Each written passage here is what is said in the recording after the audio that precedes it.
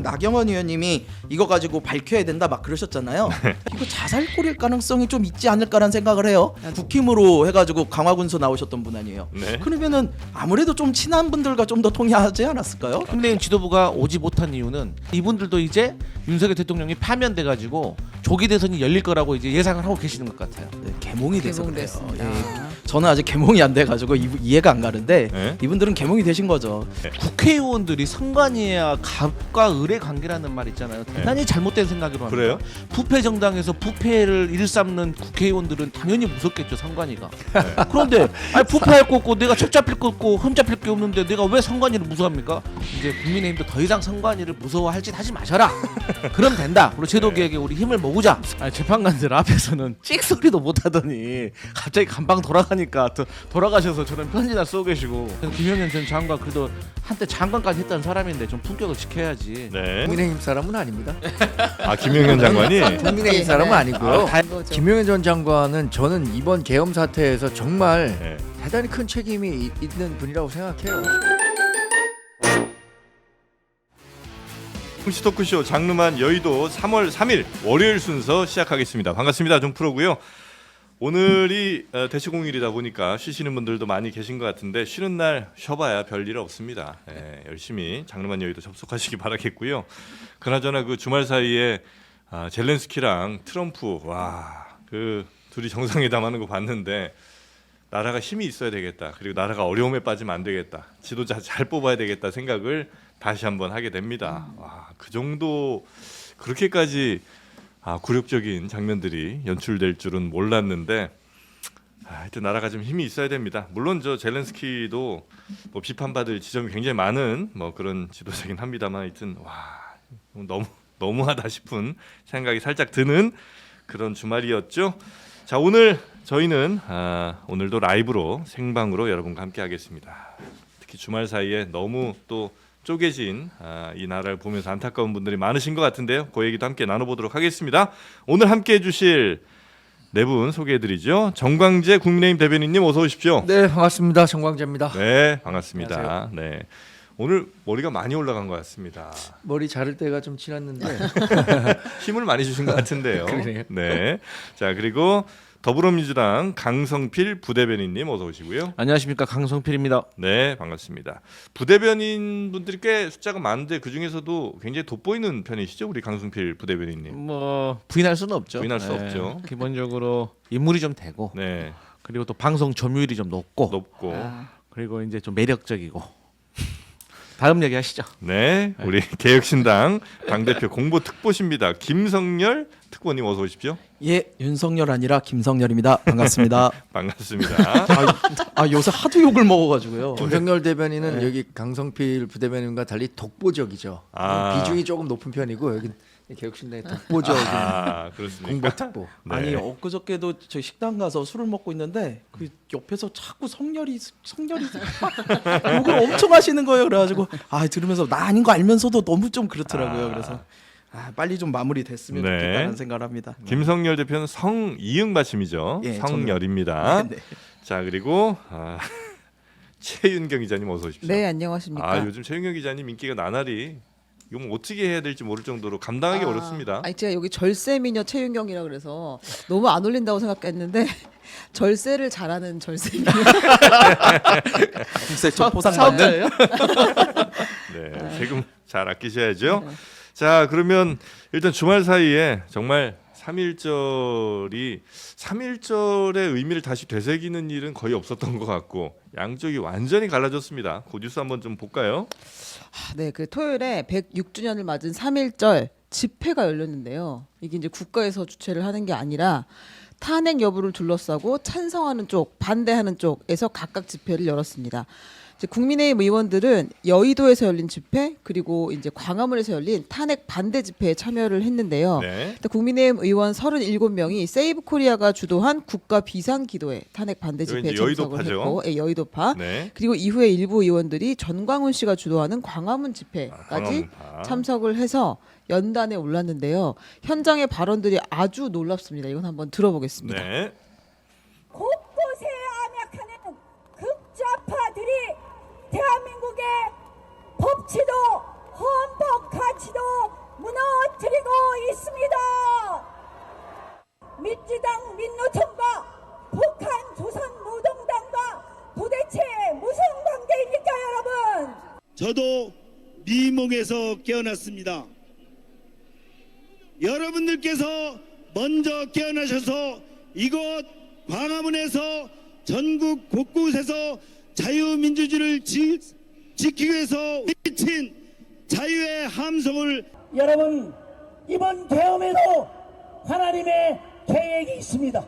공수처, 선관위, 헌법재판소 불법과 파행을 자행하고 있습니다. 이 모두 되려 부수해야 됩니다. 처부수자. 네. 아 이게 웃으면서 할 얘기인지 모르겠는데 처부수자. 예. 보통 예전에 우리 어릴 때 이제 공산당 주로 이제 처부수자가 많았는데 이제는 공수처, 선관위, 헌재 여기를 모조리 때려 부수자, 처부수자 이런 단어까지 나왔고요. 장동혁 의원은 하나님의 계획이 이번 계엄에도 있었다 이런 얘기들을 했습니다. 아무래도 이제 이 교회가 많이 좀 교인들이 많이 모이다 보니까 이런 하나님 얘기가 좀 한 것 같긴 한데 이런 얘기는 약간 좀 위험하지 않나요? 하나님의 계획이 거기에도 있었다고 그러면 탄핵에도 하나님의 뜻이 있었다고 누가 또 할 수도 있는 거고 좀 부적절한 발언들이 아니었나 하는 생각이 좀 드는데 혹시 우리 정광재 저한테 먼저 물어보시는 거죠? 곤란한 질문이라. 해결하고 저도 넘어가세요. 저는 몇몇 발언들은 상당히 문제의 소지가 있었다고 봅니다. 네. 특히 서천호 의원이 했었던 뭐 지금 언급했던 아. 처부수자 이런 발언들은 아무리 대중들이 많이 모이고 그 광장이 여기가 뜨겁다고 하더라도 국회의원이 그 현장에서 할 수 있을 정도의 수준은 네. 넘어섰다 음. 이렇게 평가를 합니다. 우리가 가장 중요한 것이 헌법적 가치고 합법적 테두리 내에서 본인의 의사를 표명해야 한다고 얘기를 하고 네. 있잖아요. 근데 뭐 헌법재판소를 뭐 선관위를 초부수자라는 것은 굉장히 폭력적 언어잖아요.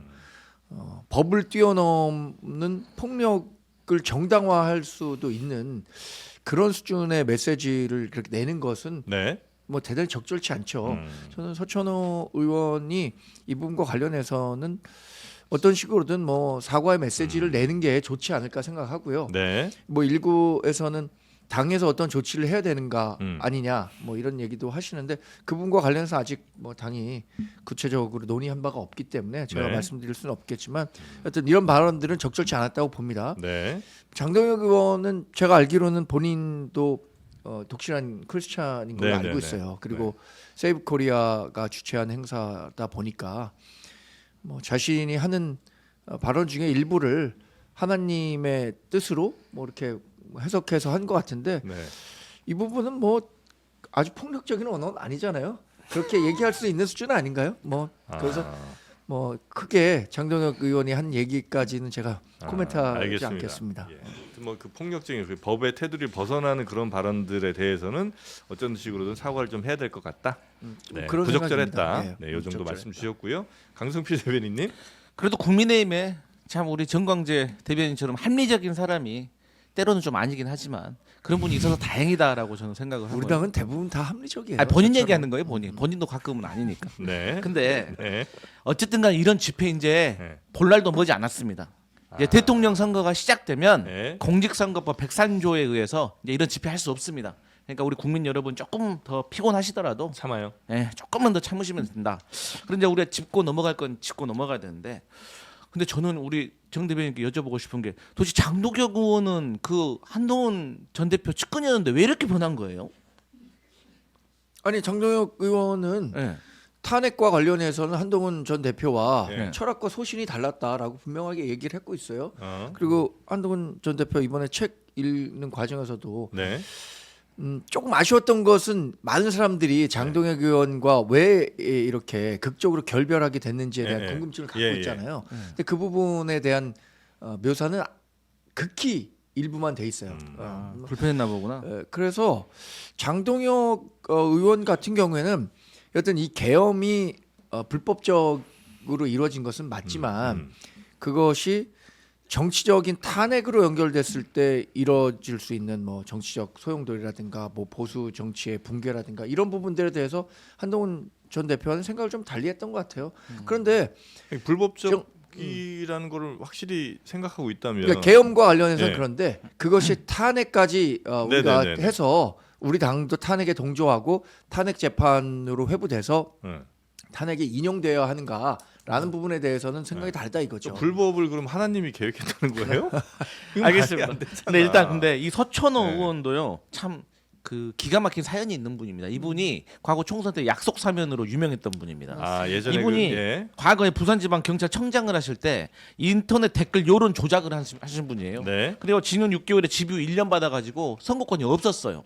그런데 피선거권이 그러니까 쉽게 말해서 출마할 자격이 없는 사람인데 이 사람이 경남 사천에 출마의 의도를 가지고 주택을 구입하고 내려간 겁니다. 네. 근데 나중에 이제 특별 사면이 되는 거죠.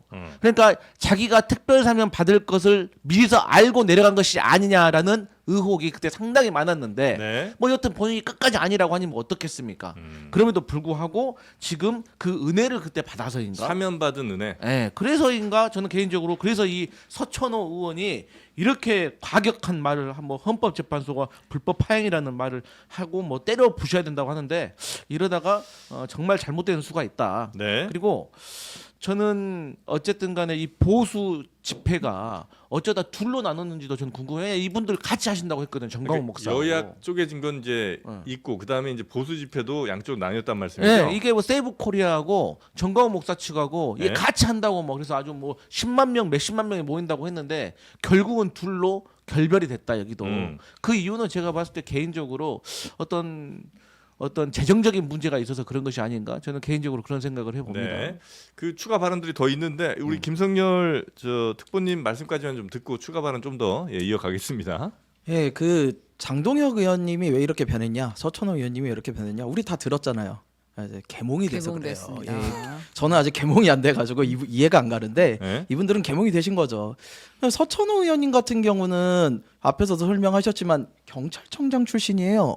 경찰대 엘리트 코스 밟아가지고 나오신, 아니 법을 지키고 수호해야 되는 경찰 출신이 앞장서 가지고 지금 헌재, 공수처 이런 데다 때려 부시자, 이거 헌법기관이거든요. 네. 헌법기관을 이렇게 때려 부시자는 건 명백한 폭력에 대한 선동이고 위헌에 대한 선동이에요. 이건 내란 선동죄에 해당해요. 이런 얘기를 아무렇지도 않게 하는 것 자체가 심각한 문제고요. 그거에 대해서 아니 헌법을 지켜야 되는 국회의원들이 이런 얘기를 하는데 그걸 당에서 조치를 안 한다고요? 저는 국민의힘 이거 문제 있다고 봐요. 왜냐면 윤상현 의원을 내비두니까 계속 이런 분들 나오는 거 아니에요. 이거 이따가 나중에 헌재 판결 났을 때 헌재 들어가자 그럼 그때는 어떡할 거예요?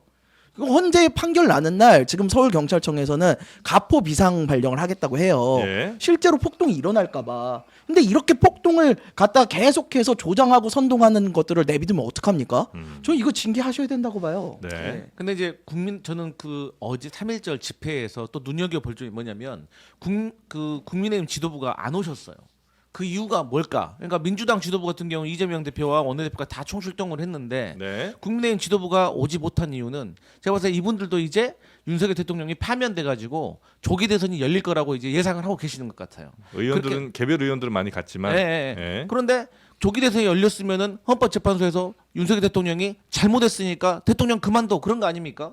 그러면 그때 가서 이제 중도층에 대해서 소구력이 없어질 수 있기 때문에 지금부터 선긋기를 하는 것이 아니냐라고 저는 국민의힘 지도부가 생각해서 못 나온 건데. 근데 지도부가 안 갔다고 국민의원들이 37명인가가 갔는데 네. 국민의힘과 지금 이 발언들이나 뭐 행동들을 분리하는 게 이게 가능한가? 말도 안 되죠. 분리하기 아니, 어렵지 않을까 싶은데. 아니 김민전 의원 갖다가 백골단 데려다가 국회에서 기자회견 하죠. 윤상현 의원 뭐 거기 헌재 갔다가 잡힌 사람들 훈방될 거야. 그래서 그날 저녁에 폭동이 일어났잖아요. 근데 그런 거에 대한 아무런 조치를 안 하면서 우리는 관련 없어 개개인의 의원 발언이야. 아니 그러면 김상욱 의원은 왜 탈당하라고 그럽니까? 말이 안 되잖아요 전혀. 어쨌든 공식적으로 네. 탄핵 찬성 집회에 적극적으로 찬성해달라 이렇게 민주당이 나서고 있잖아요. 네네네네. 그것과는 우리 당은 결은 다릅니다. 이렇게 보시면 될 것 같아요. 지금 민주당이나 뭐 야당에서는 탄핵이라는 한 가지 목표에 모든 사람들이 공감하고 있어요. 네. 그 한 가지 목표를 향해서 뛰고 있는데 네.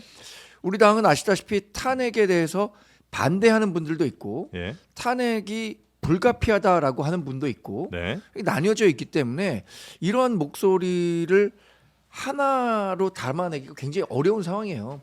지금 강성필 대변인 말씀하신 것처럼 어쩌면 조기 대선이 치러질지도 모르는데 네. 그 시기에는 또 중도에 계신 분들의 마음을 사기 위한 여러 노력이 필요할 텐데 지금 당 지도부 차원에서 당이 특정 방향으로 가고 있다라는 것이 도움이 되지 않겠죠. 그런 고민들이 여튼 알겠습니다. 많은 행보에 네. 녹아 있다 이렇게 말씀드리겠습니다. 그리고 시위에 요 현장에 있었던 다른 의원들 또 유명한 사람들의 발언이 발언도 있었죠. 있었습니다. 네, 그 윤상현 의원이 대한민국 붕괴를 꿈꾸는 3대 검은 카르텔 세력, 좌파 사법 카르텔, 부정부패 선관위 카르텔, 종북 주사파 카르텔 얘기했고요. 김기현 의원이 대통령의 최종 진술 들으셨죠? 전 들으면서 눈물이 났습니다. 얼마나 외로웠을까, 얼마나 힘들었을까 이런 이야기를 하기도 했고요. 전광훈 목사가 네. 여의도에 있는 국회의원 300명 해체해야 한다.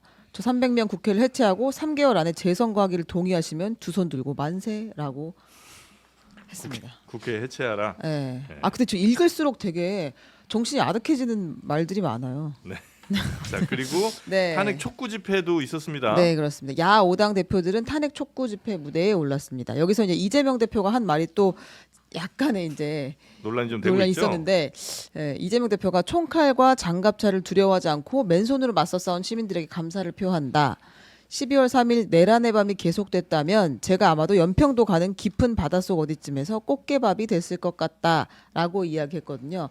이제 이 말의 의도는 그 당시 계엄을 시민들이 와서 막았으니까 네. 그거에 대해서 감사하다라는 취지였고 계엄을 막을 수 있어서 좋았다는 이야기였을 텐데 여기에서 그 국민의힘에서 꽃게밥 발언이 연평도를 폄훼하는 것이다라고 하면서 배준영 의원, 인천 강화옹진을 배준영 의원이 연평도를 치안 안보 사각 지역으로 폄훼하는 발언이다. 연평도를 치안 안보의 사각지대로 폄훼했다. 폄훼하는, 네, 발언이다. 꽃게밥이 될 수 있었다는 그 발언에 대해서 네, 계자비를 주요 생업으로 하는 연평도 주민들을 안중에 두지 않은 발언이다. 웃지 마세요. 네. 하고 했습니다. 네. 근데 이게 이렇게 싸울 만한 발언. 그냥 소개합니다. 그냥 예. 네, 꽃게밥이 재밌어서 알겠습니다. 네, 소개했어요. 그런데 특정 지역에 대해서 예. 비하하는 발언들은 하면 안 되죠. 하면 안 되죠. 예. 네. 예를 들어서 뭐 우리 인터넷에 굉장히 많잖아요. 특정 지역에 대해서 뭐 예. 몇 시 아니면 뭐 특정 고기에 대비해서 뭐 이렇게 얘기를 하잖아요. 이런 거 안 되잖아요. 고기는 뭐예요? 아, 이거 네 알겠습니다. 일곱 시 네, 홍어. 네. 얘기하지 마, 얘기하지 마. 네. 그런 네네네. 거 하면 안 되잖아요. 안 되죠, 안 되죠. 네. 근데 연평도 분들도 꽃게밥 이렇게 얘기하면 이게 본인은 말하는 사람은 그런 의도가 없다고 했지만 받아들이는 사람은 그것에 대해서 상당한 피해 의식이 있게 될 경우에 그거는 우리가 뭐라 그럽니까? 모든 뭐 성범죄든 무엇이든 피해자 중심주의가 완벽하게 자리 잡은 거잖아요. 네. 발언의 진위가 무엇이 됐든 간에 그 발언을 듣는 사람이 상당한 뭐 모멸감이나 해당 피해 의식을 지역분들이. 느꼈다. 뭐 이런 문제가 될 수 있는 거고요. 저는 그래서 왜 여기에서 특별히 연평도 꽃게밥이라는 얘기를 했는지 공적인 자리에서 네. 물론 분위기를 어떻게 좀 띄우려는 차원에서 했는지 모르겠어요. 또 하나 그렇게 많은 사람들이 모였는데 계엄을 막아서 대한민국이 이렇게 뭐 자유민주주의 질서를 지킬 수 있었다라고 하는 것까지는 뭐 충분히 할 수 있는 얘기지만 네. 개인적으로 고맙다. 본인의 목숨을 지켜줘서 개인적으로 고맙다. 이것도 저는 공당의 대표 또는 뭐 유력 대선 후보로서 거기서 할 말이었나라는 생각은 듭니다. 그 따지는 게 좀 무의미할 수도 있겠습니다. 혹시 물고기 밥이 됐을 수도 있다. 이건 괜찮아요? 전국에는 물고기 잡는 물고기에 대한 분들이 다 기분 나빠져. 그럼요. 물고기에 대한 폄훼예요. 명예훼손이고. 글쎄 뭐 물고기밥, 꽃게밥 여튼 다 적절치 글쎄 않다. 모르겠습니다. 뭐 적절치 않. 아 그리고 또 이런 생각도 해요. 네. 이게 지금 노상원 전 정보사령관의 네. 메모를 네. 바탕으로 그렇죠, 해서 그렇죠. 하는 네네네. 얘기 같은데 네. 노상원 전 정보사령관의 역할이 저는 실제 계엄 수행 과정에서 굉장히 과대평가돼 있다. 그분이 한 메모는 정말 상식 바뀌죠, 완전. 메모는 망상 수준에서 쓴 거고 예. 계엄과의 연관성을 굳이 찾는다면 그분이 그때 당시에 방첩사령관들과 이렇게 뭐 부적절한 모임을 했기 때문인데 네. 윤석열 대통령과는 일면식도 없는 사람이에요. 이 사람은. 네. 그런데 이것을 갖고 윤석열 대통령의 계엄과 완전히 동일시시켜서 얘기하는 것도 저는 부적절하다. 예, 그렇게 바른 발언은 아니라고 생각합니다. 네. 그럼 그렇게 이상한 사람한테 공무원들만 써야 되는 비하폰은 왜 지급한 거고? 아니 그러니까 그 그리고 윤석열 국방장관이라는 대통령의 주는 사람은 아니라고 얘기하잖아요. 왜 노상원 제가. 그런 사람한테 임무를 주고 업무를 주고 그런 사람이 군의 인사에 개입할 수 있고 이런 작전을 짤 수 있게 기회를 준 것인지 그 말도 안 되는 소리고 아니, 윤석열 그러니까- 대통령이 일면식이 있는지 없는지 지금 어떻게 확정합니까? 그러니까 그게 김용현 전 국방장관이 개입했다는 것은 당연히 드러난 사실로 네. 알겠는데 그 사람의 이야기가 윤석열 대통령이 기획했던 계엄과 관련해서 완전히 뭐 그 사람의 의견이 반영됐다라고 얘기할 수는 없다는 거죠. 정말 그런다 치고 아니 저는요 이재명 대표가 무슨 꽃게밥 얘기한 거 가지고 이게 비유가 적절치 않고 뭐 연평도 있는 분들한테 뭐 명예 그게 말입니까? 아니 좀 그 억지를 부릴 거면 그나마 좀 공감이 되는 걸 억지를 부려야지. 사실 그렇게 따진다고 하면 지금 탄핵 반대 집회에서 많은 사람들이 뭐 하나님의 뜻이네 이런 얘기하면 아니 하나님 믿는 사람들 중에서 다 그런 사람하고 똑같은 생각하는 거 아니잖아요. 그래서 왜 하나님 들먹이냐고 하면은 뭐 미안하다고 사과할 겁니까? 또 하나님이라고 하느님이라고 하고 왜 이거 말이 다르냐 그런 거 가지고 시비 걸고 하면 맞냐고요. 그런데 저는 무슨 또 국민들한테 시민들한테 이재명 대표가 막아줘서 감사하다는데 그게 나쁜 거예요? 저는요 아니 그 이재명 대표를 아무리 공격하는 어떤 것이 선거의 전략이라는 것을 제가 이해는 하지만 그래도 정도껏 해야지. 네. 아니 뭐 꽃게밥 가지고 뭐라는 건 정말 상식 밖이다. 네. 이게 논란이 되는 건 공감하는 사람이 그만큼 많기 때문에 논란이 되는 겁니다. 네. 저는 그 부분에 대해서 저기 강성필 형님 말씀을 좀 동감을 해요. 왜냐하면 꽃게밥 연평도 가지고 실제로 연평도 주민들이 그렇게 모멸감이 되는 걸 느낄까요?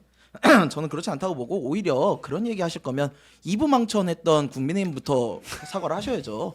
이혼하면 부천 가고 망하면 인천 가다. 그때 언제적 그쪽 얘기를 주민들이 하고 계신 거예요, 얼마나 지금. 그거에 대해서 네. 그 폄훼감을 고조선 느꼈는지 얘기할 알아요. 겁니까? 그런 문제? 아니, 그런 거를 시절에 끊고 나가야 되는데 그러면 고려 시대 그런 때 걸 안 훈요 하니까 문제가 십조에서 되는 거죠. 예? 금강 이남 사람 쓰지 말라 뭐 이런 그리고- 얘기 할 거예요. 그리고 그거 사과는 아니잖아요. 하셨죠, 그거? 그때 사과했죠. 그래서 했죠. 당에서 네. 징계도 세게 했었고 네. 징계를 세게 한 건 훈요 맞아요. 10조 얘기할 거예요.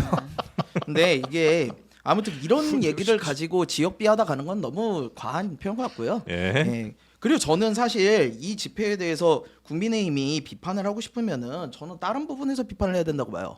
이 집회 야5당 같이 모이셨잖아요. 네. 그때 이재명 대표 옆에 누구 서 있었어요?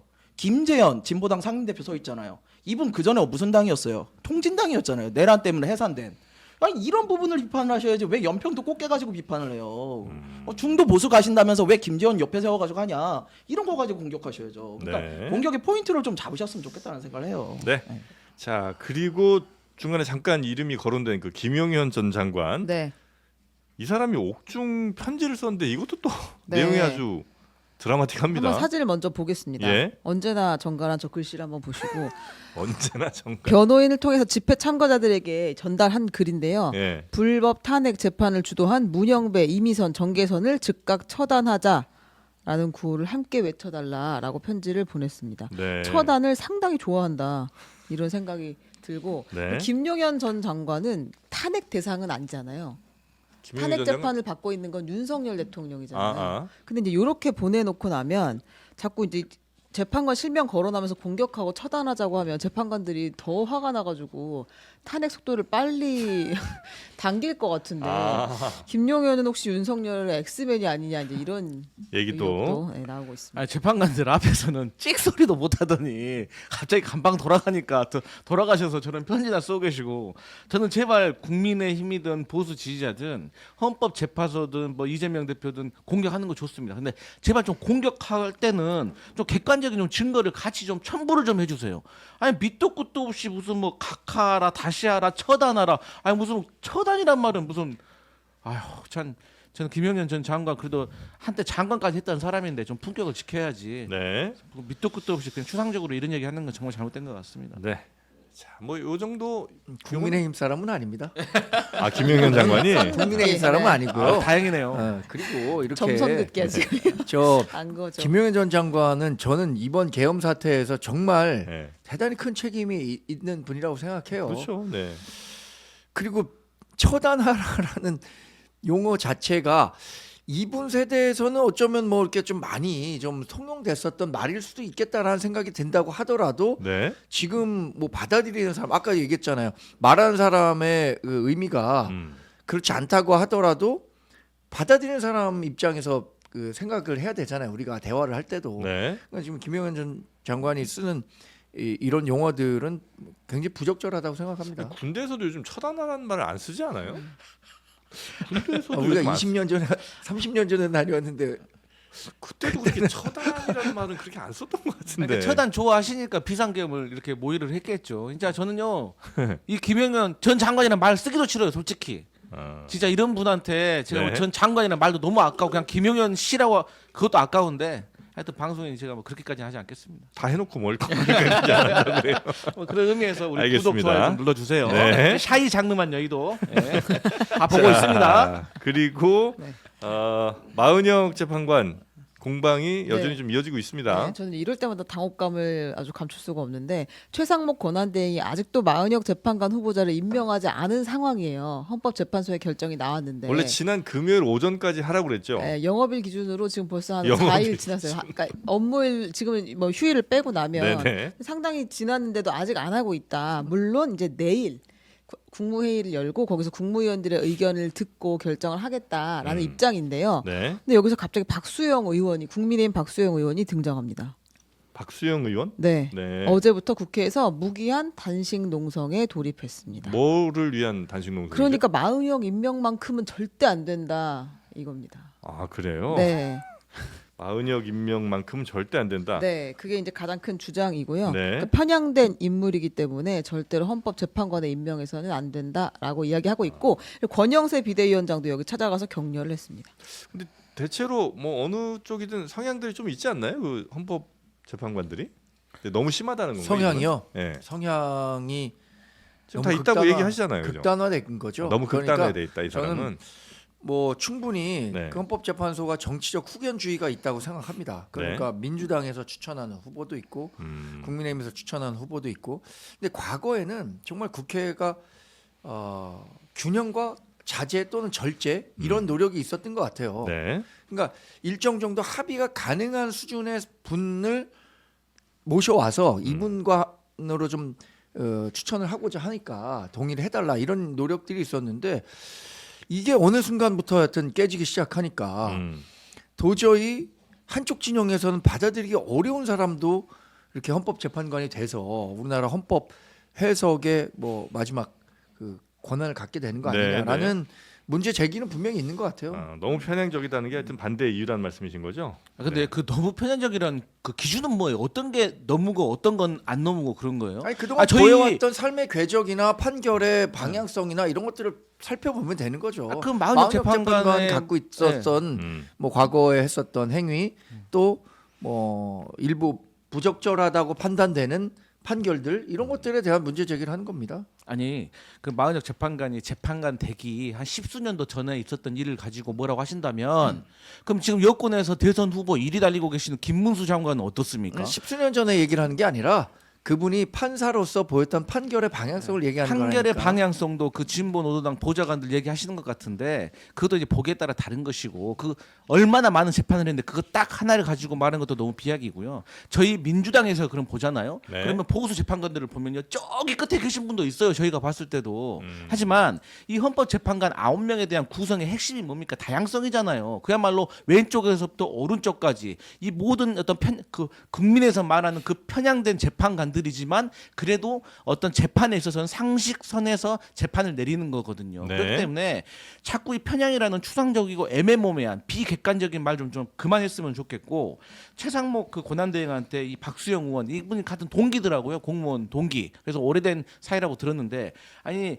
지금 최상목 권한대행은요. 헌법 66조 헌법 수호의 의무를 저버리고 있고 헌재법 보면은 즉각 임명하게 되는데 이것도 어기고 있고 형법 122조 직무유기예요. 저는 박수영 의원이 진정한 친구라면 최상목 그 권한대행한테 빨리 임명하라고 해야지 같은 고위 공직자 출신들끼리 법을 안 지키자고 서로 이렇게 경쟁하는 게 맞습니까? 네. 정말 잘못했다고 봅니다.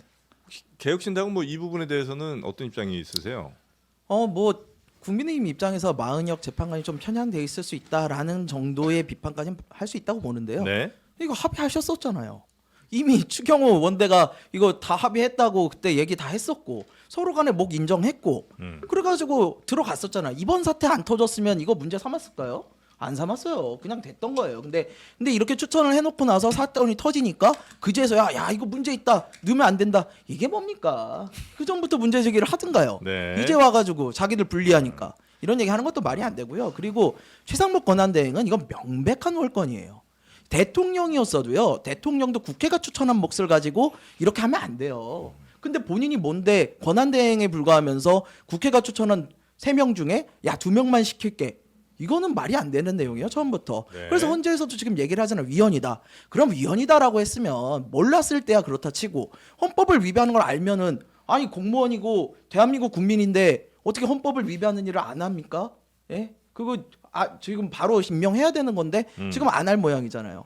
근데 그래서 저는 사실 최상목이 하고 있는 이런 행동에 대해서는 네. 탄핵감이 충분하다라고 생각은 하는데요. 네. 문제는 민주당도 탄핵을 너무 많이 남발을 해왔어가지고 우리가 듣기 좋은 노래도 한두 번이잖아요. 잘 나가다 저러는 거야 이거. 아니 그래서 탄핵을 갖다가 지금 하기도 어렵고 그러니까 되게 애매모호한 상황이라고 봐요. 너무 좀 남발을 해놔서 지금 진짜 꼭 써야 될 때 그 카드를 못 쓰고 있다는 네, 말씀이신 저는 것 최상목 같은데. 같은 사람이야말로 바로 탄핵을 해야 된다 보거든요. 저는 근데 이게 예. 헌법재판소가 이 헌법 그 관련해서 권한쟁의 결정.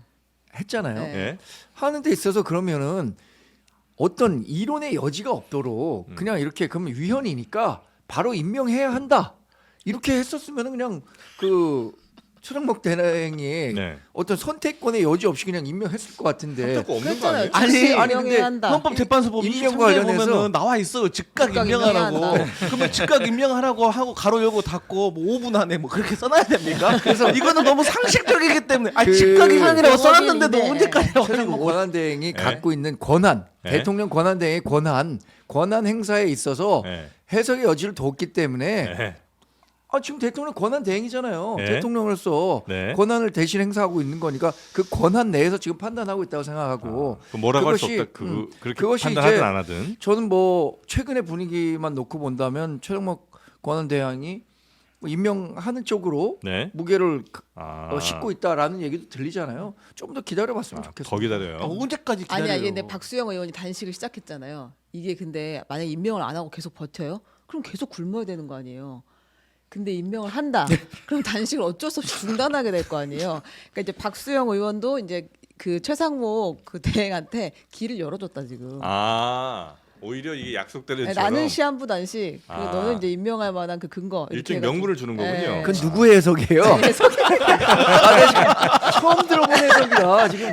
신선하잖아요. 신박하네. 최영규 기자한테 뭐라 하지 이거 안에 마요. 선발하셔갖고 제가 한번 던져봤어요. 정치적 상상력이 이렇게 이제 가는 거예요? 아니 근데 그 금요일 반성해야 오전까지 안 하면 네. 권한대행 인정 못 한다고 했잖아요. 네. 그 얘기는 결국 탄핵 시키겠다는 거잖아요. 네. 근데 왜 안 해요? 할 수가 없습니다. 왜요? 지금 나라가 지금 이 경제도 혼란스럽고 네. 안 그래도 우리 지금 트럼프가 지금 제일 당황스러운 나라가 한국이라잖아요. 막 관세 올리고 다 해야 되는데 말할 사람이 없잖아요 지금. 네. 우리가 그 나라가 이런 수준에 이르렀는데 네. 여기서 최상목 권한대행까지 탄핵을 해버리면 네. 물론 최상목 권한대행의 탄핵감은 맞지만 그래도 우리가 그 수권 정당을 꿈꾸고 있는데 이성을 찾아야죠. 그럼 그러니까 권한대행으로 인정 못 하겠다는 얘기를 안 했어야 되는 거 아니에요? 에이, 그건 다른 문. 아니 이 사람이 음. 권한 대행이라고 해서 아니 권한 대행으로 인정 못 한다고 한 거하고 네. 탄핵을 또 해야 되는 거하고 다른 문제라니까요. 그리고 우리가 그런 말 있잖아요. 파출소 지나면 경찰서 나온다고. 네. 또 이것도 파출소 경찰서 비한다고 또 뭘 하시겠네?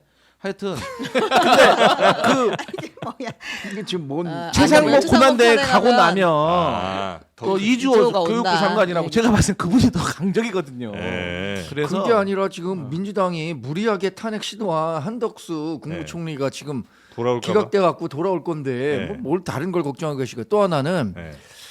지금 민주당이 갖고 있는 언행 불일치를 그대로 보여주고 있는 거예요. 민생이 먼저고 경제가 먼저고 지금 뭐 트럼프 행정부 시대에 우리나라가 어떻게 뭐 헤매고 있고 이런 얘기 한다면 지난번에 국정협의체 25분 전에 바로 우리 이거 참석 못한다고 하는 건 뭡니까? 정쟁은 정쟁의 영역으로 두고 민생은 민생대로 챙겨야 한다는 게 그동안 민주당이 얘기했던 거 아니에요? 이재명 대표도 항상 그런 얘기했었고 그런데 25분 전에 추경, 뭐 반도체 특별법 뭐 이런 것들 전 세제 관련한 논의도 있었고 이런 민생 현안이 산적해 있는데 그래서 국정해부체 하자고 합의해 놓고 네. 25분 전에 그냥 우린 참석 못한다라고 했던 것 자체에 대한 그런 반성문을 먼저 써야 되는 게 지금 민주당의 현 주소예요. 네. 최상목 권한대행이 그런 걸 노리고 지금 계속 그래서 그 버티고 헌법이나 있다? 위법을 하는 거라니까요. 그 장단에 우리 민주당이 놀아나란 말입니까? 일단 아니, 최소한도로 네. 최상목 권한대행이 헌법재판소에서 나왔던 이 판결에 대해서 위헌 위법적으로 네. 지금 그 임명하지 않고 있다는 그 위법적인 행위에 대해서는 국민들한테 저희 민주당이 알릴 의무가 있는 것이죠. 그러니까 그거 알리는 게 그럼 민주당이 지금 현재 할 일이에요? 그거 외에도 많은 것이 있지만 네. 어쨌든 그런다고 해서 최상목 권한대행하고 지금 마주 앉아가지고 네. 지금 뭐 주 52시간이라든지 뭐 반도체 특별법이라든지를 이렇게 말하는 것은 저희는 적절하지 않다고 봅니다. 그럼 이제 최상목 권한대행을 인정하지 않겠다는 얘기는 뭐 꼭 네. 탄핵까지는 아니더라도 네. 국정 상대로서는 인정 못하겠다. 그럼요. 탄핵은 진작 했었어야 됐어요. 네. 하지만 저희가 그 요즘같이 이렇게 혼란스러운 상황에서 일을 더 벌리는 것보다 네. 어쨌든 윤석열 대통령도 탄핵이 가까워지고 있기 때문에 네. 하나씩 수습하는 과정이고 아니, 근데 사실 네. 최상목 없어도 네. 지금 국민의힘하고 민주당하고 이거 합의하면 돼요. 주 52시간도 이거 관련된 지원해줄 건 지원해주고 특수 근무자들에 대해서는 또 논의를 하면 되는 것이고 연금 개혁도 이미 그 소득 대체율만 1%씩만 서로 양보하면 될 일이거든요. 네. 그렇기 때문에 사실 최상목 권한대행이 지금 뭐 할 일도 없어요. 그러니까 그냥 여야 합의하면 그만 실행하면 되는 그 거예요. 최상목 권한대행이랑 뭘 안 하겠다는 얘기는 근데 일 진행 안 되는 건 마찬가지잖아요. 그러면 아니 왜 일 진행이 안 돼요? 진행이 돼요? 네, 최상목 국민의힘하고 권한대행이랑- 이거만 합의만 되면 되는 거죠. 국민의힘하고만 해도 된다. 네, 국회에서 통과시키면 되는 거죠. 그럼 본인이 그 거부권만 행사 안 하면 되는 거죠. 애초부터 국정협의체 자체가 잘못 구성됐어요. 뭐 이렇게 할 거 알면서 그거 불러가지고 얘기하면 됩니까? 앞서 말씀하신 것처럼 여야 간 합의만 해도 되는데 여야 합의 돼요? 안 되잖아요. 지금 국민의힘하고 소통 되세요? 안 되잖아요. 근데 이 국정협의체는 뭐하러 만들어가지고 이렇게 또 헛발질을 또 하시냐. 저는 민주당이 좀 전략 미스를 많이 하고 있다고 봐요. 국정협의체를 만들었으면은 만들어 놓고 참석을 안 하는 것도 이것도 분명히 잘못된 거거든요. 그러니까 이런 일을 굳이 하실 필요가 없었다. 그냥 탄핵을 빨리 마무리 짓고 그 다음부터 해도 늦지 않아요. 네, 알겠습니다. 자, 그리고 좀 놀라운 뉴스가 하나 있었는데 그 선관위 관련된 뉴스입니다. 요즘 선관위에 대한 비판이 굉장히 좀 강한 편인데 네. 선관위 전 사무총장이 다른 핸드폰으로 정치인들과 뭐 연락을 했다 이런 이제 의혹이 좀 있는 거죠. 네, 이제 감사원 감사 결과 나온 이야기였는데요. 네. 선관위의 김세환 전 사무총장이 2022년 그때가 대선이 있었을 때고 지방선거 있었을 때였잖아요. 네. 그 앞두고 1월에 그 중앙선거관리위원회 명의의 세컨드폰을 만들어서 정치인들과 연락을 했다. 그러니까 추가로 휴대전화를 개통을 해서 그걸로 정치인들과 연락을 주고받은 사실이 공개가 됐습니다. 이 김 전 사무총장이 이 네. 세컨폰을 퇴직하면서도 들고 나갔고 감사원 감찰 과정에서 적발이 되자 초기화된 상태의 휴대전화를 제출했다. 깡통폰을 만들어가지고 제출을 네네. 했다는 건데 누구랑 통화를 했는지 어떤 내용이었는지는 아직 정확하게 드러나지 않은 상황이고요. 네. 그래서 이제 국민의힘이 이걸 가지고 선관위를 믿을 수 없다. 선관위와 선거제도 개혁을 해야 한다라고 총공세에 나섰습니다. 네. 나경원 의원이 이 비밀 전화로 정치인과 밀담을 나누고 퇴직 후에도 요금을 대납한 부패 카르텔을 어떻게 믿으라는 거냐. 특별감사관 도입해야 되고 국정조사 해야 한다. 부패한 카르텔이라고 이야기를 했는데요. 네. 근데 이제 반전이 있습니다. 이 김세환 전 사무총장이 네. 지난해 8월 인천 강화군수 보궐선거 당시에 국민의힘 예비 후보로 등록을 해서 뛰었고 4명까지 들었다. 아, 국민의힘 후보로 경선에 출마했어요? 네, 그랬다고 합니다. 그럼 정치인들과 통하는 데 원래 하긴 해요. 예를 들면 뭐 선관위에 사무총장 같은 사람들이 정치인들과 이렇게 친하게 계속 통화하거나 연락하거나 이런 건 뭐 정상입니까? 사실 친하다는 표현은 네. 너무 이제 좀 그 업무적이지 못한 거고 네. 어쨌든 간에 통화는 충분히 할 수가 있는 아, 것이죠. 그래요? 왜냐하면 이제 선관위와 관련돼 가지고 어쨌든 국회 피감 기간 아니겠습니까? 네. 그렇기 때문에 그 감사를 해야 되는 목적도 있는 것이고 음흠. 그다음에 이제 선관위 관련해 가지고도 제도라든지 어떤 정책에 있어서 그 개선점이라든지 있기 때문에 네. 저는 정치인들 여당 야당 정치인들과 연락하는 거는 저는 하등의 문제가 될 게 없다고 생각을 합니다. 다시 말씀드리지만 업무적으로 공식적인 것 이해해. 그런데 세컨폰까지 만들어서 네. 통화할 일은 없다. 아. 저는 그렇게 생각을 공식적으로 하고. 연락할 수는 있으나 그럼 충분히 할 수 있는 것이죠. 네. 예, 그건 안 하는 게 직무유기라고 생각을 아, 합니다. 근데 나경원 의원의 비판 보면 선관위 예산으로 개통한 비밀 전화로 정치인들과 밀담을 나누고 퇴직 후에도 선관위가 요금을 대납한 이 부패 카르텔 어떻게 믿으라는 건 이렇게 이제 비판을 하긴 했는데. 근데 저는 이거 뭐 선관위에서 폰을 새로 만들어서 그 사무총장 직에 있을 때 그 네. 사람에게 업무용으로 쓰라 준 거죠. 이런 거는 뭐 충분히 가능하다고 생각합니다. 네. 근데 이분은 왜 그걸 갖고 갔고 또 그 휴대폰 비용을 왜 선관위에서 계속 대고 있었는가? 이건 뭐 문제가 될 수 있는 거죠. 네, 네, 당연히. 네. 근데 비단 이게 계기가 된 거지. 지난번에 감사원 감사 결과 나타났던 거잖아요. 11년 동안 900여 건의 인사 관련 채용 비리 같은 거. 채용 비리. 여튼 그런 것들이 있었다라는 네. 점들을 종합적으로 고려했을 때 선관위에 대한 체계적인 견제와 감시 장치는 반드시 필요하다. 근데 지금 이게 거의 미비 상태예요. 네. 제가 자료를 찾아보니까 1995년에 이거 법을 만들면서 당시에도 이런 논의가 있었다 그러더라고요. 선관위는 기본적으로 선거 관리라는 행정적 업무를 하기 때문에 네. 감사원의 감사가 필요하다라는 취지의 이야기가 있었는데 실제 이번에 해석한 것은 헌법재판소에서 헌법기관이기 때문에 감사원이 감사할 수 없다라고 얘기했잖아요. 네. 그럼 선거관리위원회는 누가 감사하나요? 국정감사한다 그러는데 네. 국정감사도요. 선관위에 국정감사를 직접 하는 정치인들이 가장 의뢰 위치에 있습니다. 왜냐? 4년마다 한 번씩 그 선거 네. 치를 때마다 다 지역 선관위에 가서 이거 해도 됩니까? 이거 해도 됩니까? 이렇게 식의 가불관계가 명확하기 때문에 네. 선관위에 대해서는 한없이 약해질 수밖에 없다. 봄바람 같은 거예요. 우리 춘풍추상이라고 하잖아요. 네. 가을 서리빨처럼 대하지 못해요. 국정조사를 할 때도. 그러면 이런 것들에 대한 제도적인 개선 네. 노력이 필요하다. 제대로 된 감사 못 하고 있다. 그게 어쩌면 뭐 지금 얘기하는 개헌까지도 필요하다는 얘기를 하고 있는 거잖아요. 네. 그럼 이런 부분들을 공론화시켜서 빨리 제도적으로 이런 그 햇볕이 들지 않는 지역에 네. 곰팡이가 쓸지 않도록 해야죠. 아유, 표현이 점점 요거 한동훈 전 대표가 한 얘기예요. 죄송합니다. 아니, 남의 건 그거 출처를 밝히셔야죠. 한동훈 얘기 그만하시고요. 저는요 네. 국회의원들이 선관위와 갑과 을의 관계라는 말 있잖아요. 대단히 잘못된 생각으로 합니다. 그래요? 부패 정당에서 부패를 일삼는 국회의원들은 당연히 무섭겠죠, 선관위가. 네. 그런데 아니, 부패할 거 없고 내가 책 잡힐 거 없고 흠 잡힐 게 없는데 내가 왜 선관위를 무서워합니까? 그런 국회의원이 정상 아닙니까? 우리 강성필 의원 보좌관 할 때 선관위 안 무서웠어요? 안 무서워했죠. 왜냐? 부탁해도 안 받아주니까. 선관위가요. 네. 평소에 뭐 친하게 지낸다고 해가지고 네. 만약 막상 국회의원한테 네. 어떤 결격사유 생기잖아요. 네. 그럼 뭐 평소에 친하게 지내고 조금 뭐 선관위에게 뭐 정책적으로나 예산적으로 지원해준 국회의원한테 뭐 혜택을 줄 것 같습니까? 전혀 그렇지 않습니다. 예를 들면 뭐 예전에 그 안기룡 후보인가 어디에서 뭐 어머님들 모여 계신 데서 마이크 잡고 네. 안녕하세요 잘 부탁드립니다 뭐 이런 얘기를 하는 게 네. 어찌 보면 저 노래 교실 같은 데서 뭐 그렇게 얘기한 게 무슨 잘못이야라고 생각할 수도 있고 네네. 선관위가 볼 때 저건 선거법 위반 이렇게 이제 판단할 수도 있잖아요. 네네네. 그러니까 선거관리위원회가 국회의원들의 출마에 있어서 꽤나 무서울 수 있는 존재라는 거는 약간 그럴듯하게 들리긴 하는데 그렇지 않다는 말씀이세요? 아니 잘못을 안 하면 될 거 아닙니까?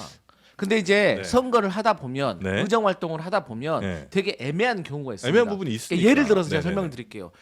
다중 집합 장소에 유권자들이 많이 몰려 있어요. 네. 그러면 거기에 대해서는 본인의 공가에 대해서 이제 선거 운동을 하면 안 돼요. 사전 네, 운동이에요. 네. 선거 운동이에요. 예. 그런데 제가 마이크를 해서 잡았는데 정치인이 잡았는데 예. 갑자기 지역 주민이 자기 지역구의 민원 사업에 대해서 너무 그 사람한테 다급하니까 직접 물어본 거예요. 네. 그러면은 대답을 안 해주잖아요. 네. 그럼 거기 모이는 사람은 저 정치인이 무능력하게 보일 수가 있는 거예요. 그러니까. 그렇게 해서 말을 하는 경우가 있어요. 예. 그러면 사실 그런 경우는 FM이 뭐냐면 제가 선거법과 관련돼서 시비 걸릴 수 있으니 제가 개인적으로 따로 설명해드리겠습니다라고 말을 해야 되는데 그런 순발력이 있는 사람과 재치가 있는 사람과 또 그러지 못한 경우가 허다해요. 그러니까 이런 건 애매한데 네네. 이 그런 정도 노래 교실에서 그렇게 노래 부르고 요 정도는요 경고라든지 뭐 그런 걸로 훈방 조치가 되는 거지. 예. 이게 무슨 직을 상실할 만큼의 큰 건 아니기 때문에 결론적으로 저희 민주당은 네. 선관위가 두렵지 않다라는 점을 미리 말씀을 드리고 뭔가 잘못이 많은 정당이 네. 선관위를 무서워할 것이다라고 생각하고 네. 그런 전제 하에서 근데 선관위와 관련된 제도적인 개혁은 분명히 있어야 된다. 그러니까 대한민국에서 어떤 정치인이 아니 우리 딸이 착하니까 선관위 채용했다. 이게 뭐 누가 이해를 아니, 해주겠습니까? 국정감사에서 그런 것들 잘 그러면 잡아내요 국회의원들이? 저 많이 잡아내죠. 네. 그래서 선거 그 잘 그것을- 잡았는데 지금까지 그렇게 채용 비리를 10년 넘게 하고 있는데도 어떻게 네. 제대로 된 처벌이라든지 아니면 뭐 음. 조직이 그대로 이렇게 갈 수는 없잖아. 만약에 네, 제대로 맞아요. 처벌받고 네. 예를 들어 국회가 그렇게 무서웠으면 네. 이렇게 채용 비리를 많이 오랫동안 당당하게 우리 가족 회사인데요. 이런 얘기 못 할 거 아니에요. 잘못된 것이죠. 그래서 그 네. 부분은 말씀하셨던 것처럼 네. 저도 놀랬거든요. 오랜 기간에 이런 일이 있었다고 하는 것은 저는 국민의힘이나 민주당이나 거기는 둘 다 똑같이 책임감을 느껴야 되고 네. 이제 국민의힘도 더 이상 선관위를 무서워할 짓 하지 마셔라. 그럼 된다. 그리고 제도 네. 개혁에 우리 힘을 모으자. 선관위를 무서워한 것이 아니라 법을 어떻게 적용하느냐에 따라서 네. 이 선거법과 관련한 건 회색지대가 많아요. 뭐 그럴 것 같아요. 네.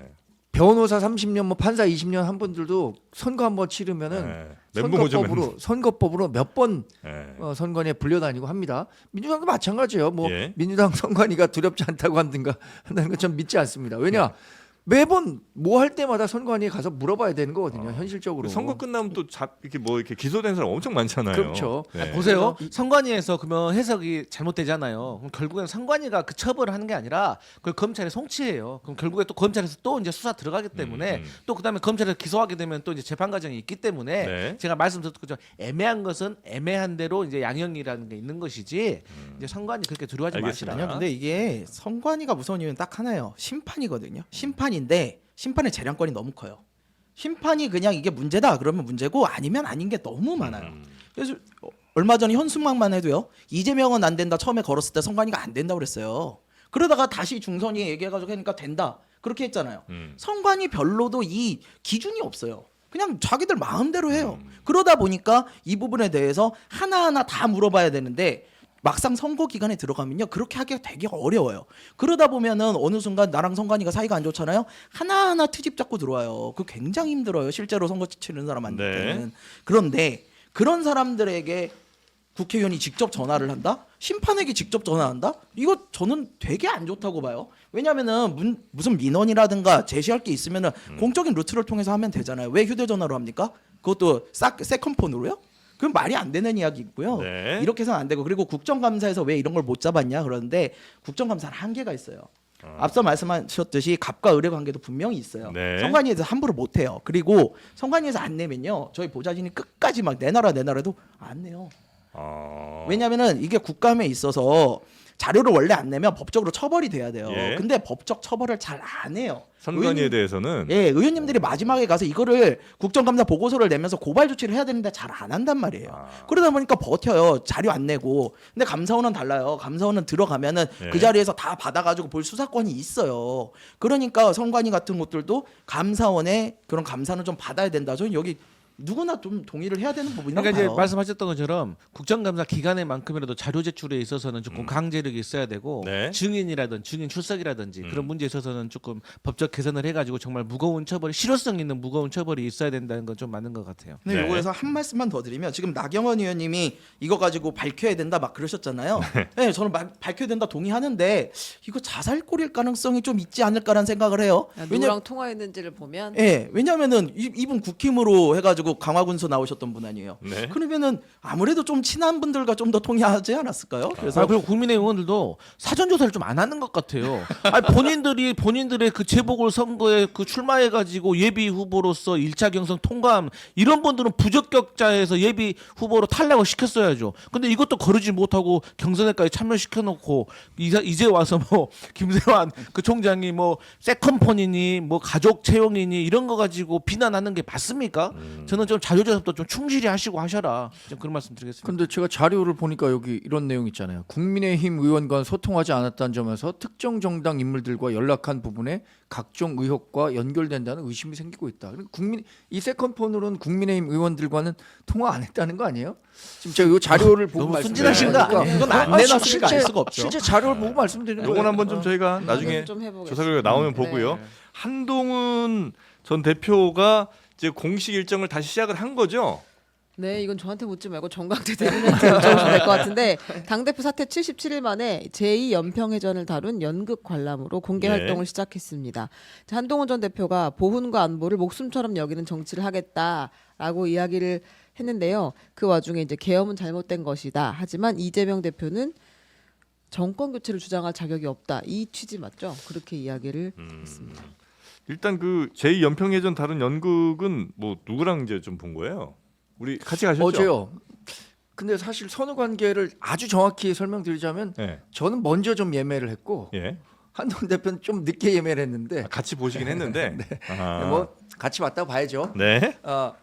뭐 현역 의원 6명 오신 거 다 알고 있을 거고 배현진 의원, 박정훈 의원, 고동진, 우재준, 정성국, 네, 한지아. 뭐 이렇게 네. 오셨고 아니, 그러니까 한동훈 전 대표가 오는 줄 모르고 예약하신 거예요? 저요? 예. 처음에 예매할 땐 그랬어요. 그럼 한 아닌 대표가 것 따라오신 같은데. 거네요. 어떻게 그럴 수가 있지? 한동훈 대표 오는 거 알고 예매했잖아. 아니, 아닙니다. 그렇지 않습니다. 아니 그거 거짓말하지 마요. 아니 실제로 그래요. 제가 여기 저 후원회장 실제는 자꾸 거짓말이라고 하면 얼마나 민망하겠어요. 실제로 네. 그 김한나 회장이라는 분과 제가 이게 소통을 자주 하는 편이에요. 마침 근데 딱 그때 예약을 했는데 한동훈 대표가 그날 마침- 요 시간에 오시면 어떻겠느냐라고 해서 제안을 제가 했군요. 와서 이제 제안을 가서, 하셨고. 예, 거기서 중요한 거 물어보겠습니다. 예. 배현진 의원은 이제 친한계로 완전히 굳은 거예요? 한동훈 대표와 정치적 행보를 같이 하는 걸로 알고 있습니다. 예. 대선 때까지 계속 이제 같이 간다. 대선 우리 조기 대선 너무 기정사실 하시는데 그렇군요. 그리고 하여튼 네네. 이 내용이 그거예요. 네. 연평해전에서 네. 전사하신 분들의 이야기를 담은 건데 바다는 비에 젖지 않는다는 제목으로 연극하시는 젊은 분들이 해갖고 이게 의도가 너무 좋으니까 김한나 회장이 지난번에 한동훈 전 대표의 경선 과정에서 후원회장을 했었단 말이에요. 네. 이런 공연에 한번 오시면 어떻겠습니까? 제안을 한 거고 한동훈 전 대표가 좋다라고 해서 이 공연 관람이 이루어진 거죠.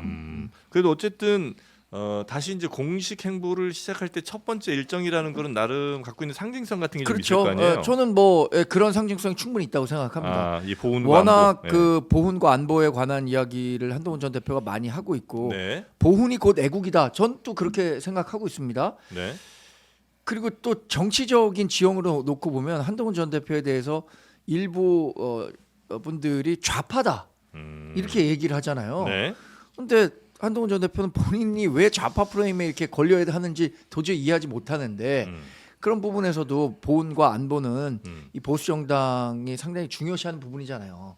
지난번에 최상병 특검과 관련해서도 당내 또는 윤석열 대통령의 당시 서술퍼런 권력이 있을 때도 굉장히 본인의 목소리를 냈었던 것도 네. 그 이유 가운데 하나가 보훈과 이 안보와 관련한 내용을 보수 정당이 어떻게 이렇게 외면할 수 있느냐라는 논리로 돌파하려고 했었던 거잖아요. 네. 비록 그 성사가 되진 못했었지만 그런 측면에서 한동훈 전 대표는 사실 자신이 보수주의자라는 점을 많은 분들에게 보여드리고 싶어 하는 것 같아요. 혹시 조금 이게 비겁한 선택은 아니에요? 그러니까 왜냐하면 지금 이제 사람들이 관심 있어하거나 정치적으로 중요한 이슈들은 분명히 있잖아요. 거기에 대해서 첫 일성을 막 그쪽으로 내면 어쨌든 여기저기서 막 공격받을 수도 있으니까 보훈 안보 이거야 하자고 하는데 이거 반대할 사람은 없잖아요.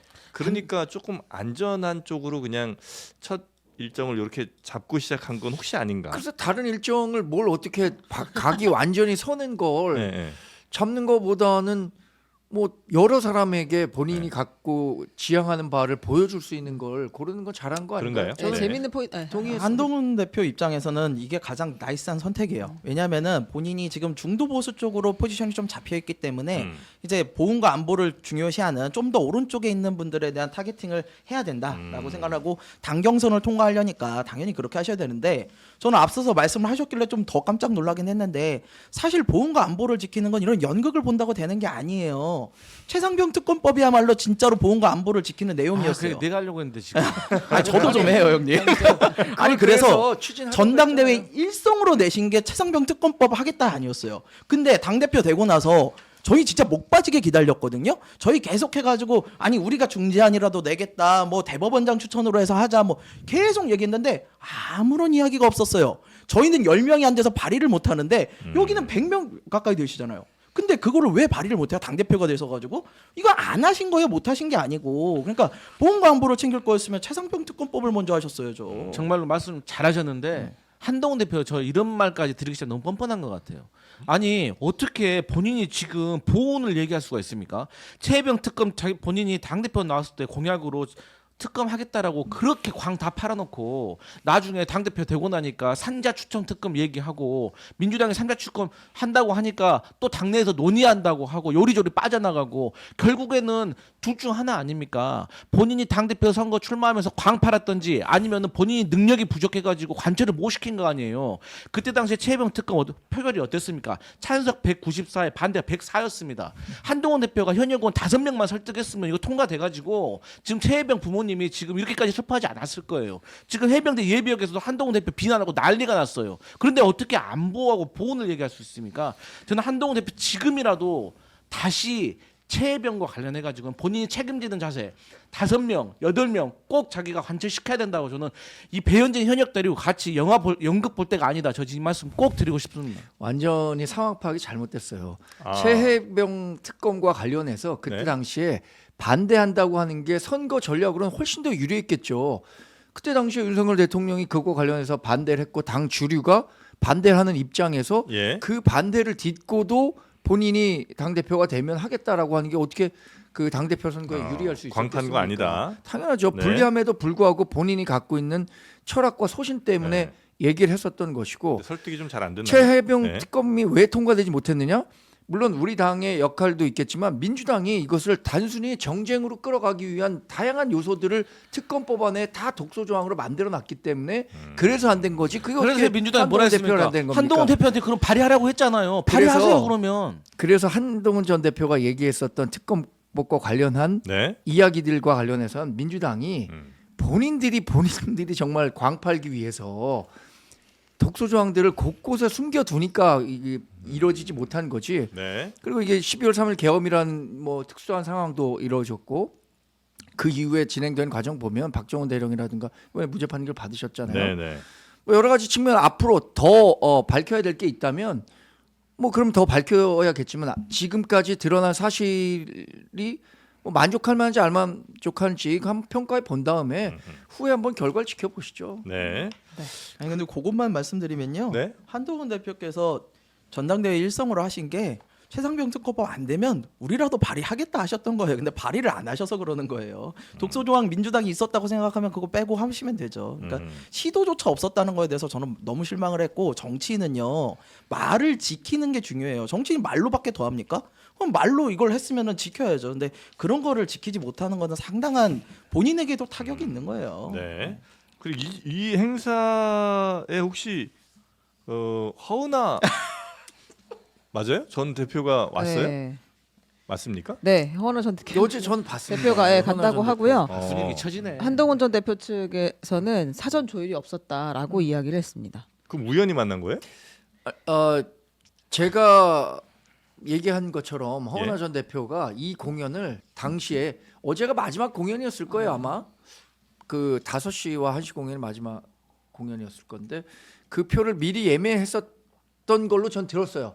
그래서 한동훈 전 대표하고 허은하 대표가 네. 잠시 조우했거든요. 제 앞에서 네, 네. 두 마디 나눴어요.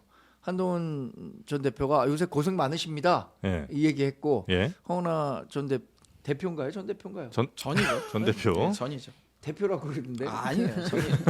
사칭입니다. 네. 허은하 전 대표를 하겠습니다. 옆에 계시니까 허은하 전 대표가 시간을 잘못 선택해 왔나 봐요. 요 딱 한마디씩만 하고 헤어졌습니다. 전혀 다른 정치적 해석을 낳을 만한 네, 네. 일이 없었는데 없었다. 네. 같은 시간에 같은 연극을 봤다는 것 때문에 네. 이제 정치 호사가들이 얘기를 하고 있는 거라고 인연인가요? 생각합니다. 정치의 이거 하나- 우연이 어디 있습니까? 네. 예, 제가 말 잘 잡았네. 한 말씀만 드릴게요. 이제 더 이상 개혁신당에 대해서 내홍이라는 말씀만 안 해주셨으면 좋겠어요. 이 정도 되면 정치적으로 본인이 선택한 거잖아요. 허 전 대표가. 그러면은 더 이상 내홍은 아니다. 예, 그렇게 좀 말씀해 주셨으면 좋겠어요. 허은하 전 대표 한동훈 전 대표 지지하는 거예요? 아니 그러면은 다른 당의 저기 대선 경선 후보 나가실 분 이런 행보 그것도 복귀 행보에 직접 찾아가 가지고 말씀까지 나누는 거를 그러면은 어떻게 봐야 됩니까? 얘기했잖아. 말씀 한 마디 나눴다니까. 요새 고생 많으십니다. 날짜를 잘못 선택해서 왔나 봐요. 요거 했다니까요. 그러니까 지금 그거에 대해서 보세요. 별 중요한 얘기 아니니까. 정치적 네, 해석을 넘어갑니다. 우연히 중요한 얘기. 우리가 한동훈하고 허은하 얘기 이렇게 오래 맞아. 합니까? 그러니까 우연히 여기 만났다. 얘기 하나 더 할게요. 네. 우리 친구 서정욱 변호사가 씨가 최근에 자신의 유튜브에서 한 이야기가 있어요. 한동훈 측이 오세훈, 홍준표, 이준석을 치기 위해 명태균 측과 거래를 하고 있다는 이야기도 있다라고 이야기하고 제가 이 이야기를 직접 검찰에서 확인했다라고 주장을 했거든요. 검찰에서 확인했다고요? 네.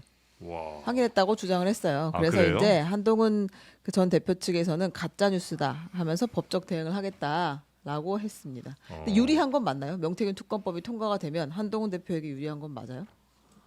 아무래도 그 주요 대선 후보로 거론되는 분들이 이제 명태균 뭐 리스트 뭐 굳이 얘기하면 뭐 그런 사람 그런 곳에 이제 자꾸 이름이 오르내리니까 조금 한동훈 전 대표한테 유리할 수도 있겠다는 생각을 하시는 분도 있는 것 같긴 합니다. 근데 한동훈 전 대표가 복귀 인터뷰하면서 보수 정당의 분열을 획책하기 위한 명태균 특검법에 대해서는 반대한다라고 명확하게 입장을 밝혔어요. 네. 그래서 저는 서정욱 변호사가 어디서 확인했다는 거예요? 도대체 검찰 어디에서 검찰이 이런 걸 확인해 줄 수 있는 사람이 있습니까?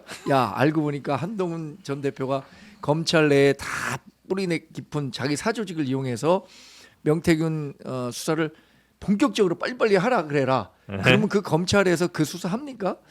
저는 굉장히 그 한동훈 전 대표의 능력을 서정욱 변호사가 높게 평가하는 것 같아요. 이 정도의 영향력을 한동훈 전 대표가 아직도 행사할 수가 검찰에 있나? 있겠습니까? 원래 뭐 국민의힘이 요즘 친명 비명 논란 아닙니까? 한동훈 대표 비명이잖아요. 명태균하고 비명태균. 저는 게. 확실히 네, 비명은 네, 맞는 네. 것 같아요. 친명 오세훈 비명태균계와 네. 비이재명. 홍준표, 네. 서정욱이 던진 친명 비명 논란이군요. 네. 어. 잘 해결하세요. 네. 네. 그래서 뭐 그런 근거를 댔더라고요. 서울고검장이 박세현인데 네. 박세현 고검장이 한동훈 전 대표의 서울대 법대 후배 또 현대고등학교 후배 여기다가 뭐 한동훈 장인과 또 이 박세현 박세현 고검장의 부친이 아버지가 또 이렇게 친한 모양이죠. 근데 저도 그 얘기는 이제 옛날부터 좀 있었죠. 들은 네. 얘기는 그 검찰에서 일부 음. 한동훈 전 대표와 이 친하신 검사분들이 한동훈의 길을 열어주기 위해서 명태균 게이트 수사에 뭐 열을 내고 있다라고 전 들었는데 객관적인 근거가 없기 때문에 뭐 네. 이런 걸 논할 필요가 있나? 저는 그런 생각합니다. 아니 검찰 내에 서울대법대 아닌 사람이 얼마나 되겠어요. 그거 가지고 얘기하는 건 좀 말이 안 그럼 되고요. 서울대 법대도 네. 기분 나쁘다고 할 수 있어요. 아 그래요? 거기 조심하세요. 또 폄훼해요. 네. 아무튼 뭐 이런 내용들은 음모론에 좀 가까우니까 좀 더 근거를 가지고 얘기했으면 좋겠고 음. 근데 명태균 특검법이 잘 진행이 되면 뭐 원하든 원하지 않든 한동훈 대표가 어느 정도 이익을 보긴 보겠죠. 그러다 보니까 이런 얘기가 나오는데 그런 거에 연연하지 마시고 그냥 갈 길 가셨으면 좋겠다. 그럼 그 한동훈 전 대표는 명태균 특검에 찬성하는 입장인가요? 지금 아니, 반대한다고 반대. 그랬잖아요. 지금 제가. 네. 반대. 왜 반대예요? 아까 얘기했잖아요. 보수 정당의 분열을 획책하기 위한 네. 정치적 정치 공세적 특검에 대해서 집중합니다. 반대한다. 근데 그러기에는 아니 근데 아니, 그러기에는 반대한다는 이유가 대통령께서 아니 그 전에는 윤상현이 그 공관위원장인지도 몰랐다라고 네. 했는데 본인 음성이 또 나왔잖아요. 그 윤상현한테 말할게 뭐 걔가 공관위원장이니까 이렇게 객관적인 증거가 나왔는데도 이거 반대하는 게 맞습니까? 아니 관련해서는 이제 검찰 수사가 진행 중이잖아요. 특검이라는 게 계속 얘기해서 아마 국민들 다 외우실 거예요. 예외성과 보충성에 한해서 제한적으로 이용돼야 되는 건데 지금 검찰 수사 진행 중이잖아요. 검찰 수사 진행 중이고 명태균 씨가 구속됐지만 여러 가지 언론을 통해서 다양한 의혹들을 제기하고 있어요. 이런 네. 부분에 대해서 지금 중앙지검에서 열심히 수사하고 있는데 이게 마침 또 대선과 만약에 연결이 된다면 네. 그야말로 정치적인 공세 성격이 강한 특검인데 어떻게 우리 당에서 받아들일 수 있겠느냐. 근데 작년 11월부터 이미 이게 조사가 돼놓고 2021년 대장동 특검하고 비슷한 성격으로 봐요. 2021년 2021년에 대장동 특검 대장동 특검 필요하다라고 했는데 민주당에서 계속 반대해서 성사되지 않았습니다. 그때 얘기했던 게 뭐였냐? 이거 당연히 대선 과정에서 영향을 미치려는 정치적 특검인데 왜 민주당이 찬성해야 되느냐 이렇게 해서 대장동 특검 안 언제부터 되겠다고 민주당만 그렇게 잘 들었다고요? 왜 아니 선택적으로 그거랑 그래요? 같은 논리라는 거죠. 2021년에 민주당의 그러면 그 논리를 네. 왜 그러면 2025년에 우리 당에 그대로 적용하려고 하느냐? 아니 김건희 여사 윤석열 대통령의 음성까지 이런 나오는 객관적인 아니 증거가 그래서 나왔는데 검찰이 그때는 수사 그런 증거 중이잖아요. 없었잖아요. 검찰이 수사 중이잖아요. 아니 작년 11월에도 창원지검에서 은폐한 거 아닙니까? 이거 107쪽짜리 수사 보고서를. 네. 그래서 지금 현재 특검에 대해서는 민주당은 이제 강력 추진하고 계시는 거고 국민의힘에서는 뭐 후보 가리지 않고 다 반대하고 계시는 거죠? 한동훈 대표가 그렇죠. 꼭 이렇게 찬성해야 된다고 저는 생각합니다. 지켜보겠습니다. 네, 찬성하는 게 알겠습니다. 맞죠. 네. 네. 김포시 서울 편입도 지켜보겠습니다.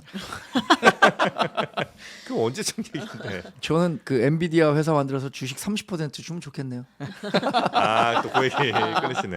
야, 엔비디아 회사를 그렇게 만들기 쉬우면은 뭐 우리가 못 만들어서 못 만든 거. 엔비디아가 아마 시총이 한 4천조쯤 되나요, 그죠? 4천조 조금 안 그쯤 되나? 되나요? 네, 그럴 것 같습니다. 돈이 좀 부족하네요. 30% 가져가기에는.